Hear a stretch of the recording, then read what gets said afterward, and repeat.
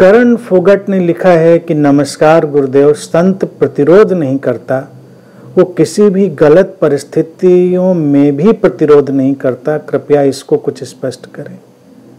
तो करण, इस बात को मैं अभी स्पष्ट कर चुका हूँ। प्रतिरोध न करना बहुत व्यापक है, मैंने समझाया।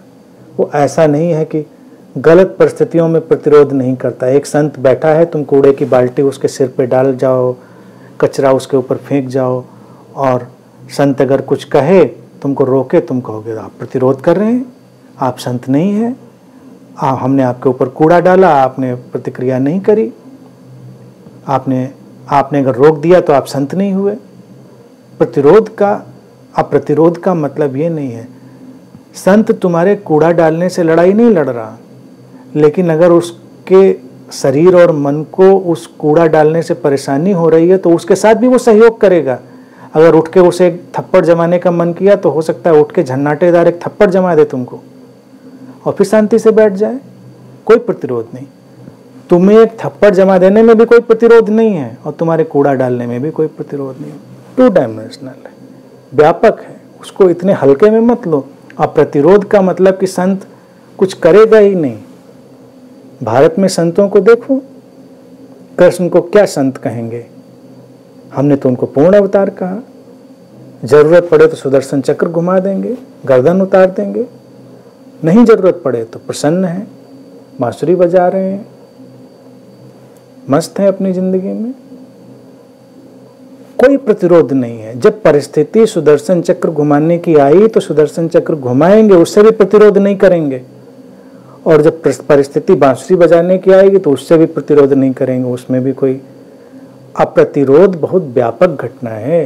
अप्रतिरोध छोटी घटना नहीं है कि गलत परिस्थितियों से संत प्रतिरोध नहीं करता। तो ये घटना थोड़ी ऐसी उदाहरणों से चली आ रही है ना, कि जैसे बुद्ध के लिए बहुत प्रसिद्ध उनका उदाहरण दिया जाता है कि बुद्ध जा रहे थे और एक व्यक्ति ने उनके मुंह पर थूक दिया, बुद्ध ने चुपचाप पोंछ लिया और चले गए, कोई प्रतिक्रिया नहीं की।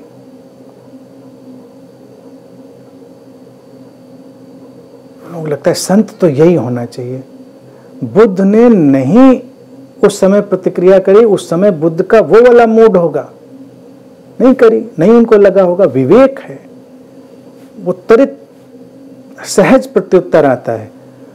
उस समय बुद्ध को ऐसा ही सर्वाधिक उचित जान पड़ा होगा। लेकिन ये बिल्कुल कोई स्टैंडर्ड नॉर्म नहीं है कि वो हमेशा यही करेंगे। फिर तुम कोशिश करो कि अच्छा, एक मैंने घटना सुनी थी, एक ही घटना का तो उल्लेख मिल रहा है ना, और घटनाओं का उल्लेख तो मिल नहीं रहा बुद्ध के जीवन में। और कई बार लिखने वाले वो घटनाएं क्या लिखे, तो तुमने सुना कि अच्छा बुद्ध के मुंह पर एक थूक गया था, बुद्ध ने पूछा और अपने रास्ते पे चले गए मुस्कुराते हुए। तुमने कहा अब जाके हम भी थूक के देखते हैं। तुम गए, तुमने थूका, बुद्ध ने तुम्हारी गर्दन पकड़ी, 2 थप्पड़ तुम्हें झन्नाटेदार लगाए और वापस भेज दिया। तुमने कहा कि नहीं, बुद्ध संत नहीं है, प्रतिरोध नहीं किया, पहले तो उन्होंने पहुंच के निकल गए थे, इस बार में थप्पड़ जड़ दिए। अगर उनको लगा कि ये थप्पड़ जड़ना ही उचित है यहाँ पर, तो बेशक जड़ देंगे, वो कतई उसमें प्रतिरोध नहीं करेंगे। और जब उनको लगा होगा कि कोई ज़रूरत नहीं तो नहीं किया होगा। ये अप्रतिरोध ऐसा ही होता है। यानी कि संत अप्रतिरोध में जीता है तो कोई गोबर गणेश थोड़ा ही हो जाता है। संत कोई गोबर गणेश नहीं हो जाता है कि गोबर का गणेश बन के बैठा हुआ है, तुम बनाओ मिटाओ जो करना है करो। वो जीवन की व्यापक परिस्थिति को देखेगा, उस व्यापकता को। अप्रतिरोध एक बहुत ही व्यापक घटना है और भारत ने इस अप्रतिरोध के प्रतीक के तौर पर श्री कृष्ण को रखा है। हमेशा उनके पूरे जीवन शैली को सामने रखकर देखें। अप्रतिरोध के श्रेष्ठतम उदाहरण है भगवान श्री कृष्ण।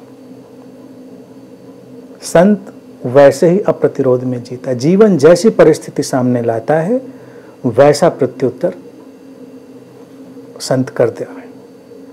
संत एक सहज प्रत्युत्तर देता है, यही जीवन के प्रति अप्रतिरोध है।